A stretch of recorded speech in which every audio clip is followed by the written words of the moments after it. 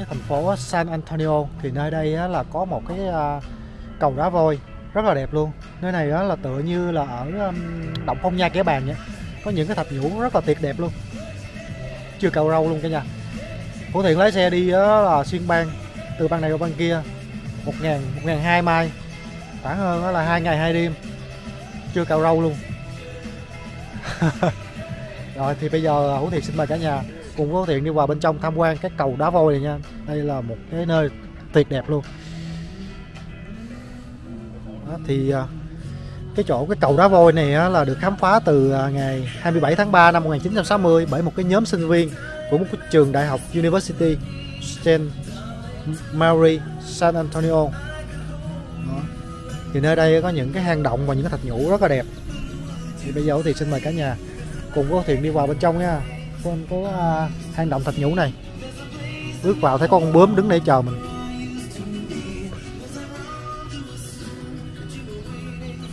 Ngoài có hoa rồi nghe chim hót rồi.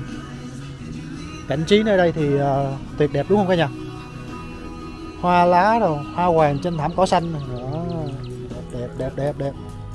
Mình đi hai bên đường á, đi vào cái tiểu bang này á là hoa hoàng trên cái thảm cỏ xanh, tuyệt đẹp luôn.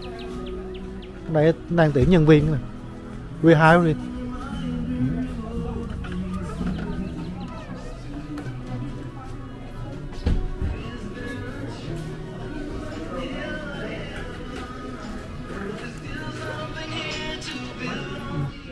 Hi. Want to buy a ticket? Okay. Yeah. And was it just one ticket? Yeah, one ticket. So the next tour I have is going to be at 2 o'clock. 2 o'clock? 2 o'clock, yes. What time is it now? It is 1:48. Yeah, okay, that's fine. Okay. And for one adult, it's going to be $29.50. Yeah. Cái vé của Hữu Thiện là 29 đồng 50. Thì cái tour là bắt đầu là lúc 2 giờ. Mà bây giờ mới là 1 giờ 45. Mình chờ khoảng 15 phút nữa thì sẽ có cái tour tham quan. Okay, you're good to remove the card. Thank you.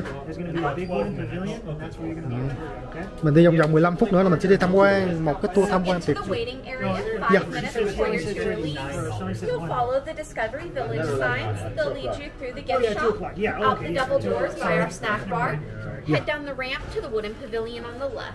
Yeah, thank you so much. Yeah. You have a good day. Yeah, những cái cục đá trong cái hang động à. Rất là đẹp luôn.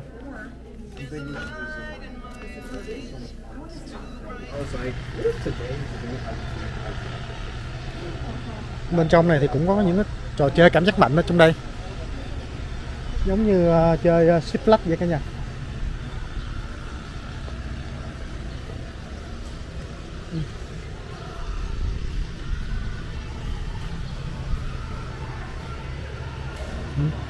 Những cái trò chơi cảm giác mạnh.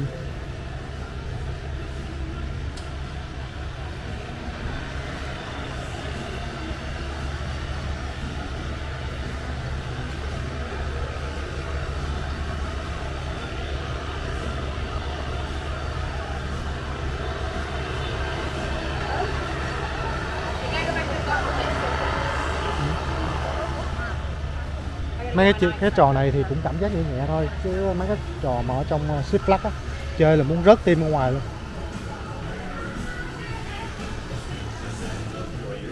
Once again, folks, make sure you have the paper physical copy of your ticket. Nothing on your phone. It has to be that physical copy, and make sure that it says 2 o'clock on there. If it's not those two things, I will have to send you all the way back up here to the surface. So just double check those. Y'all can go ahead and follow me.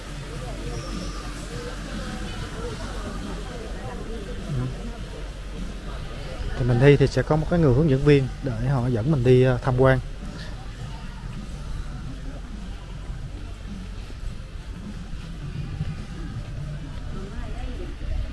Nơi này là cảnh quan thiên nhiên tuyệt đẹp luôn, rất là mát luôn. Mình đi bộ với những cái tán cây mát rượi luôn.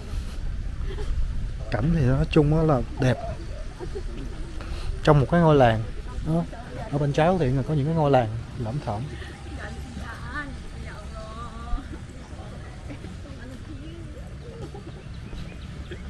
Đây họ sàn đá nè.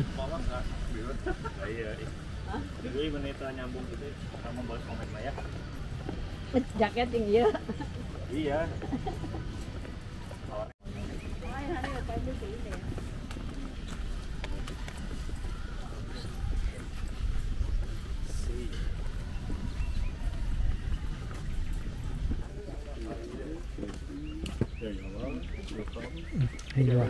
Yeah. How are you, Hi. sir? Yeah. Good. There you go. Thank you.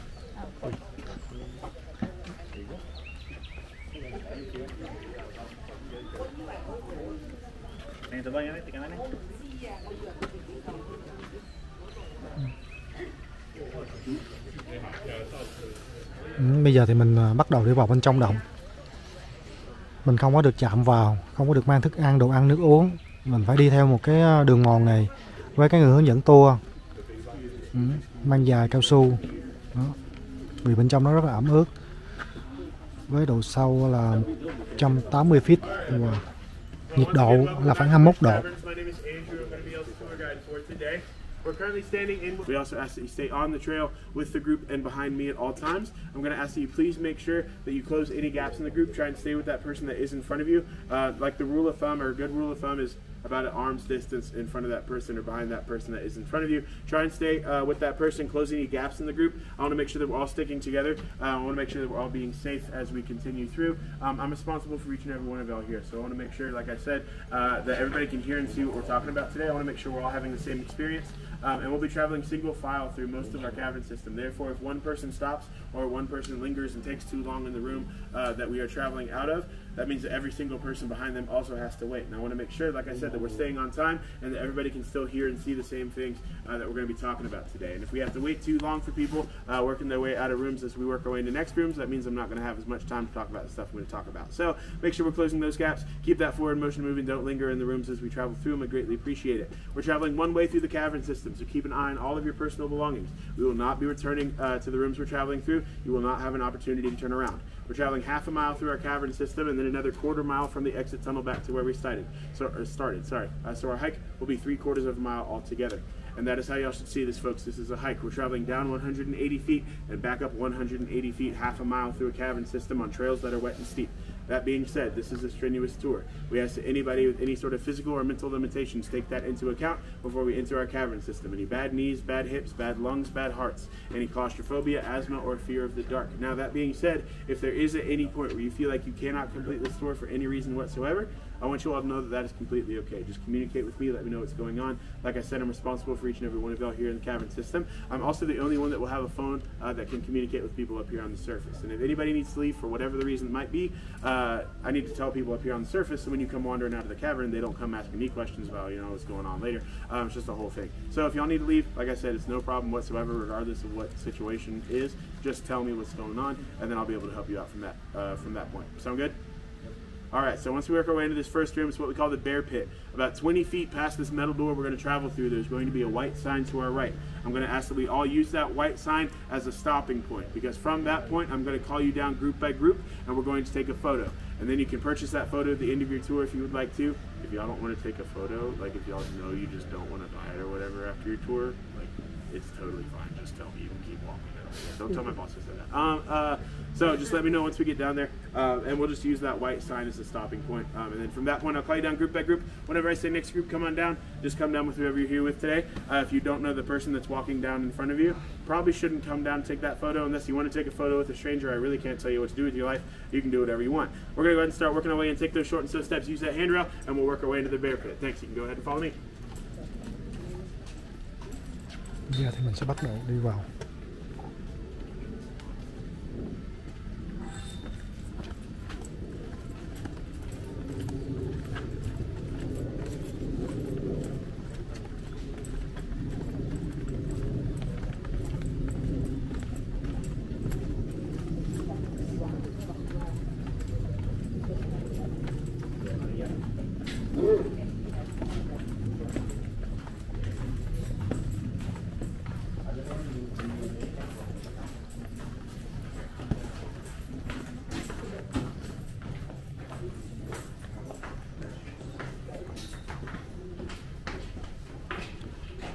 Vườn nơi mở ra.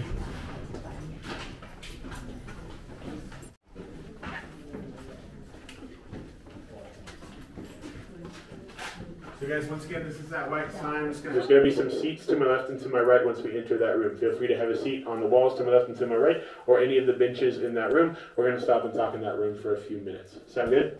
Yep. All right, please remember to keep those gaps closed, keep that forward motion moving, and we'll keep working our way into blues and through. Go ahead and follow me, take those short slip steps.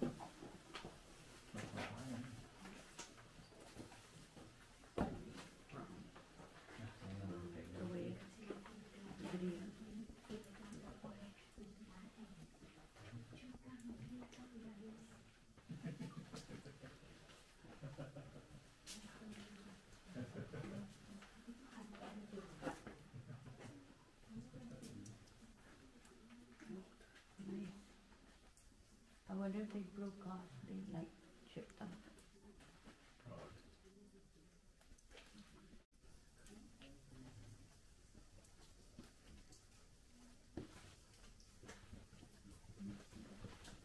Mình cảm giác mình đi trong cái hang động này giống như là phong nha kẻ bàng vậy nha. Nhìn những cái thạch nhũ rất là đẹp luôn. Mình sờ vào thì cảm giác rất là lạnh. Những cái giọt nước nó nhiễu trên đầu mình rất là lạnh luôn. Ở đây thì nhiệt độ nó chừng khoảng 21 độ C. Trong cái hang động này mình đi mình cũng phải coi chừng những cái cục đá này nè, cấn vô đầu mình.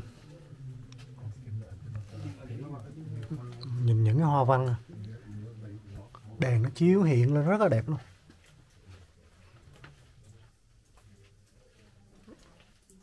Thoát ẩn thoát hiện.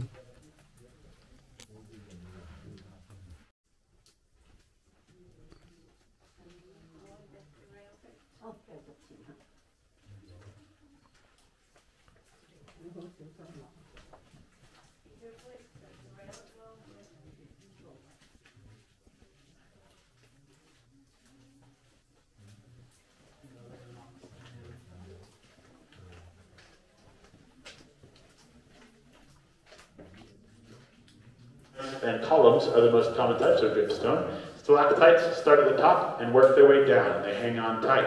Stalagmites start at the bottom and work their way up. They stand tall and mighty. And a stalactite and a stalagmite that meet in the middle is what we call a column. So we can see a bunch of those all throughout here to my left. We can also see these tiny little stalactites right here in front. Those are what we call soda straw stalactites. They're actually formed hollow compared to being formed solid all the way through, just like a straw. So if you were to go up to that outer layer, break one of those formations off, and then go to Whataburger down the highway and order a sweet tea, and then put that formation in your sweet tea, it would work the same exact way that the straw they give you at the drive-thru would, but that sweet tea would taste like a third-degree felony, so I would not recommend doing so. Those are the most common types of dripstone. The other types of formations we have are what we call flowstone. So if you look right here behind me on this outer layer, where it looks like somebody kind of went up and just pitched a little bit of that rock, but then left it hanging there. That's what we call a cave ribbon. Then if we look back here on that upper layer, you'll see that piece of cheese pizza hanging off that upper layer right there. That's what we call a cave curtain. And then directly below that piece of pizza, that big shark fin coming out of the wall, is what we would call a cave drapery. Those are the most common types of flowstone. So, dripstone and flowstone. They look different, they have different names, but they're actually formed through the same exact process. Allow me to explain how that process works. First off, can everybody hear me if I don't use the microphone? Yes. Okay, sis. Right. I'm just gonna So, allow me to explain the process that grows all of these formations. It all starts above the surface when it rains. That rainwater will then seep through the outer layers of the surface and begin to collect CO2 from all of the decaying plants and animals. It will then continue to work its way down towards the center of the earth through what we call the bedrock. In our case, the bedrock is filled with limestone. So once all of that water that's collected, all of that CO2 begins to travel through that limestone, it creates what we call a weak carbonic acid. And once that weak carbonic acid has been created, it will begin to collect little bits of calcium as it continues to work its way down towards the center of the earth. And then if it finds a pocket of air or a room like the rooms that we're walking through here today, it will deposit that water and that calcium. That water will then splash or roll off into lower portions of our cavern, which is why we always have this stream working its way down. And that calcium will actually deposit and crystallize into what we call calcite. And it will either land on some limestone and begin a formation, or it will land where more calcium is already crystallized to continue a formation. So the real differentiation between the formations that we'll see today is that dripstone, that water and that calcium drip onto or from a specific place, and flowstone, that water and that calcium flow onto or from a specific place. And a fun fact about our calcite formations, and this is kind of the one that always blows people's minds, is that our calcite formations grow at the same rate regardless of drip or flowstone. They grow at the rate of 1 cubic inch, which is about the size of a household ice cube, 1 cubic inch every 100 years. It takes a very, very long time for our formations to grow. We believe the first of them began to grow about 20 million years ago, and we'll be talking about that here in just a little bit. While we're in here, I want to say a little bit more about these dark discoloration right here on these rocks right here. You'll notice that it's just on these rocks and not on any of the other ones throughout the room, not even on these over here. That dark discoloration is what we call bat guano. And if you don't know what bat guano is, that is bat poop. Now, where there's bat poop, there must be bats, right? Makes somewhat logical sense. Well, I can assure you there aren't active bat colonies that live here anymore. We do have some bats that will live in our caverns. We call them straggler bats. They just find their way into ones and twos. But we believed about 5,000 years ago when the sinkhole collapsed that the bat colony that used to live here no longer had an easy way to get in or out of the cavern system. So we theorized it was about 5,000 years since we had an active bat colony. Then this beautiful scientific method called carbon dating came along. So we took some samples of that bat guano right there and it pretty much backed up exactly what we thought. It's about 5,000 years old. Another reason we can tell that there used to be bats here is if we look right up here on that upper layer, you'll see all of that crumbling and decaying rock. That is what we call a bat roost. That is where bats would come and grab onto that rock when they lived in this portion of the cavern. And I like to use that bat roost as a nice visual aid because if you'll remember when I was giving the rules up top on the surface, I said that we're all mammals. We have those natural oils and acids in our skin. Bats are also mammals. They have very similar oils and acids in their skin. So I like to use that as a visual aid as to what happens when we touch our limestone. That is all dead and decayed rock. Nothing can ever form or grow on that portion of rock ever again. And that is what happens to our limestone when those oils and acids in our skin get exposed to that rock. And that can happen just from one single exposure to that limestone. So I like to use that as a visual, like a visual aid as to why I want to make sure we're not touching our rock. Because our entire cavern system, even just this room, was completely covered with rock that looked just like that. That was starting to crumble and decay and start to rot away. It would not look as beautiful as it does today. So I like to use that as a nice little visual aid, like I said. Here in just a second, we're going to keep working our way down to the right. These are what we call the switchbacks. They'll take us down 72 feet to the lowest portion of our cavern we'll be traveling to today. And this is very important information, so I need everybody to please pay attention when I say this.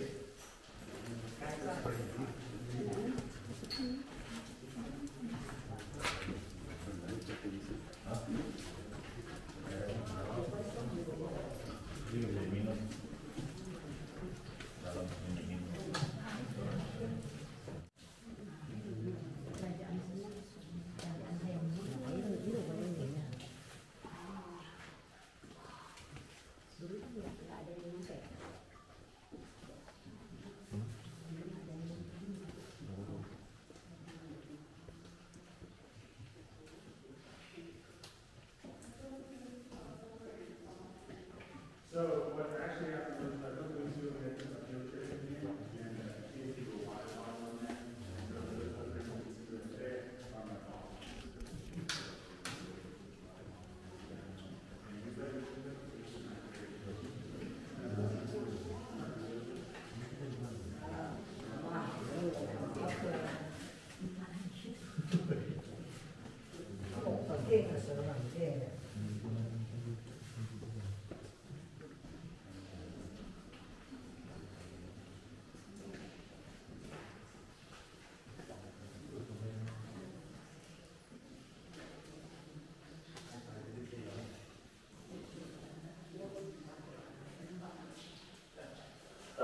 There's plenty of room on this platform, so keep working your way down here towards where I am right now.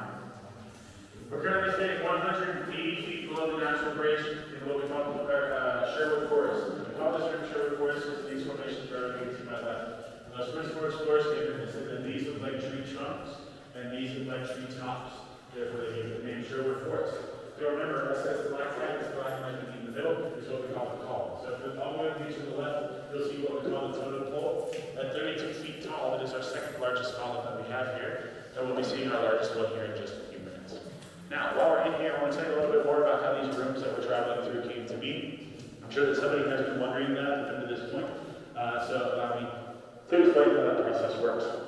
It all starts with, hang on, sorry. Let me start. I just started almost telling you all the same exact thing I told you on the previous room, but now I didn't know. It really all starts 120 to 140 million years ago when Texas was covered by a warm and shallow sea. When that warm and shallow sea was above the surface, dead plants and animals would sink to the bottom of that sea and mix with the natural sediment and then become compressed underneath more and more layers of that process happening. Can I go please keep working your way down that ramp for me? I need everybody down on this block for me. Please, thank you. So, dead plants and animals would sink to the bottom of that sea that used to be above the surface and mix with the natural sediment and then become compressed underneath more and more layers of that process happening. That's what grows on limestone. And if you look at our limestone, we can actually see that there are different layers and colors and sections throughout our limestone, which is just due to that process happening over and over again for millions and millions of years, and more layers of that limestone being formed on top of each other. Then if you fast forward a couple million years due to seismic activity, the layers of limestone that are right above us right now form these cracks that we call joints, and we were talking about joints just a few minutes ago when we started this work. And one of the main joints that we have here actually starts right here and works its way all the way down to the other side of this room. And once that joint was formed, it allowed water from the sea above the surface to begin to flow between layers of limestone. So that water would then travel here beneath the surface and begin to erode away all of the rock it was finding, or in the pockets of air that it was finding, I should say, until all of those pockets of air become so eroded that they would connect and turn into essentially like a tunnel system here underneath the surface. So then all of that water from the sea would come through those cracks in the limestone, begin to flow through that tunnel way and begin to erode away all of that rock that was traveling through. We call it a natural carving process. And if you look at our limestone again, you can actually see that there are a bunch of tiny little holes throughout our limestone. But there are actually even smaller holes that we can't even see throughout the limestone that are microscopic. Due to the porosity or the amount of little holes that are in this rock, that allowed more and more of that rock to become taken away and brought to the lower portions of the cavern into the aquifer system. So for millions of years, that water was flowing through here, carving away all of this rock. And then if we fast forward to about 20 million years ago, all of the water above the surface receded into the ocean as to how we know it now. Therefore, all of that water that was coming into our cavern system was no longer coming in. So these rooms filled up with air, and that allowed our calcite formation process, that process we just talked about previously, to begin, which is pretty cool. And I know that's like a bunch of numbers and stuff compared to the first couple of stops on our tours, but did that make sense for the most part, for the majority of people? Anybody need any clarification? Anybody have any questions, comments, concerns? Doing good? Perfect. So like I said, we're 180 feet below the natural bridge. This is the lowest portion of the cavern that we'll be traveling to today, but it's not the lowest portion of the cavern that we'll be seeing. Here in just a second, we're going to work our way to my right. That will lead us over the lowest portion of the cavern, which we call Purgatory Creek, at 211 feet below the natural bridge. The bridge that we will be crossing, we aptly named Purgatory Bridge. It's 152 feet long, and it will lead us into the castle of the White Giant. So please remember to take those short steps and to use the handrail. Also, I'm going to give this warning one time and one time only before we cross this bridge.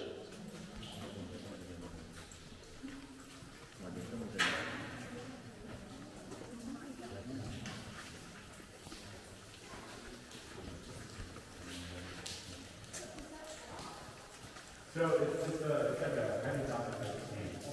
Kind of stuff, yeah, different movies, you know, footprints in it, and stuff. So you really might have to find sand, but it's still wet.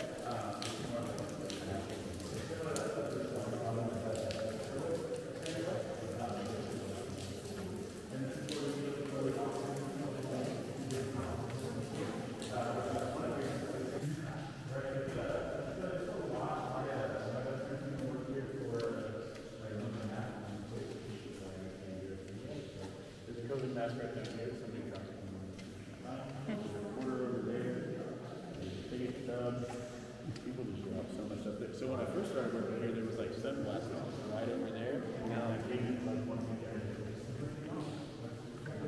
So sunglasses and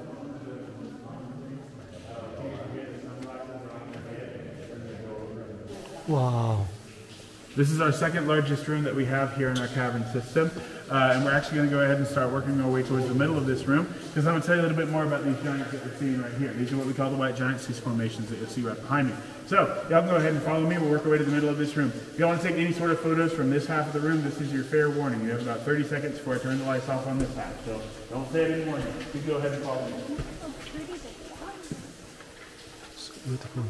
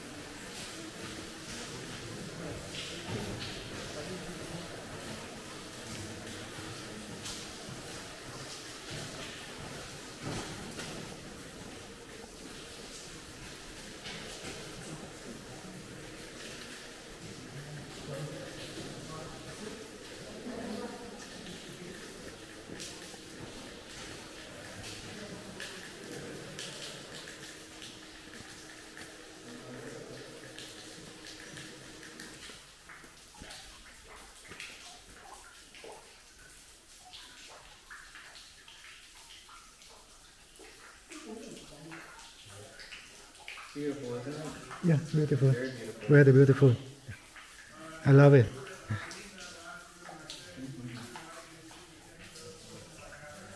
So those layers would fall layer by layer and grow smaller and smaller and smaller. We can see how that works. Until a natural stable point would be found at the top of this room, creating what we call a breakout dome. It's a 55-foot thick slab of limestone that protects us from all of the other layers of limestone in the local area. So I can assure you that we are completely safe to be in here. A couple things I like to tell people to reassure them that we're safe to be in this room, because sometimes when you tell them that we're standing in a very big room made out of fallen rock, sometimes people get scared. So a couple things I like to reassure people of is, one, if you'll remember, I said our calcite formations grow at the rate of 1 cubic inch every 100 years. years, right? Therefore, if we look at this formation in and of itself, we can see that it has been growing for quite a while and it's not been scathed by any sort of falling rock. Also, all of the formations we'll see as we start to work our way towards the top are formed on top of more of that breakdown from that initial collapse happening. So I can assure you folks, we're completely safe to be in here. Like I said, we're 135 feet below the natural bridge right now. We're about to start working our way up to about 75 feet below surface. That being said, this is going to be the most strenuous part of the tour. If you thought those stairs were something, you ain't seen nothing yet. We're going to have some ramps that are just as steep as any that we've seen today so far on our tour. So please remember to take those short and slow steps and to use that handrail. Once we get up towards the top, there's going to be a water fountain to my left. That is cavern water. That is hooked up to a well at the bottom of our cavern system. Highly recommend everybody try some. It tastes just like tap water. Does not give you superpowers. That is the only downfall. There's also going to be an observation deck to the right from where I'm standing, so you can go take some photos or just look down at the trail, see this whole room in its entirety. It's a pretty cool vantage point to see all the formations. And like I said, folks, this is the most strenuous part of the tour. So if there is at any point where you feel like you cannot complete the tour, once we've started to work our way up, that is completely okay. Just communicate with me, let me know what's going on. We also have Blake, who has joined us, and he can also help you out if there is any sort of situation where you need help. So just go ahead and let one of us know. Does anybody have any questions for me before we start to work our way towards the top of this room? All right, y'all can go ahead and follow me. Take those short and slow steps and use that handrail. I'll talk to you.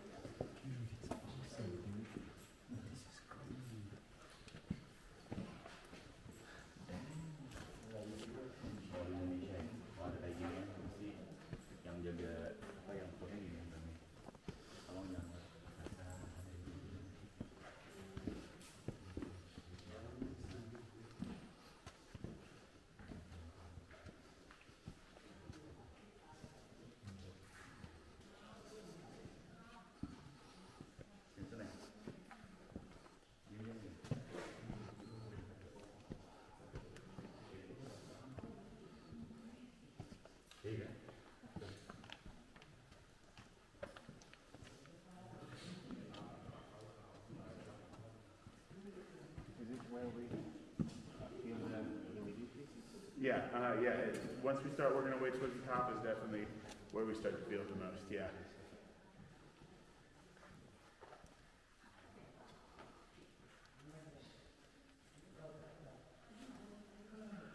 So if we look right here, everybody, we can see what we call the battleship. You'll notice that it kind of looks like a ship.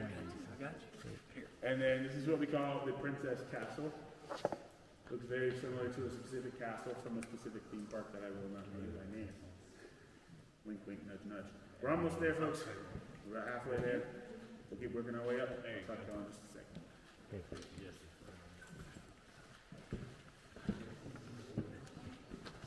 Yep, so we call them that. The two different colors outside of the front and the box is probably about 22, so the inside one is more yellow and the outside is a little bit more white. We don't have that many of them that like kind of show that very well, but you can see how there are some that are more yellow and some that are white.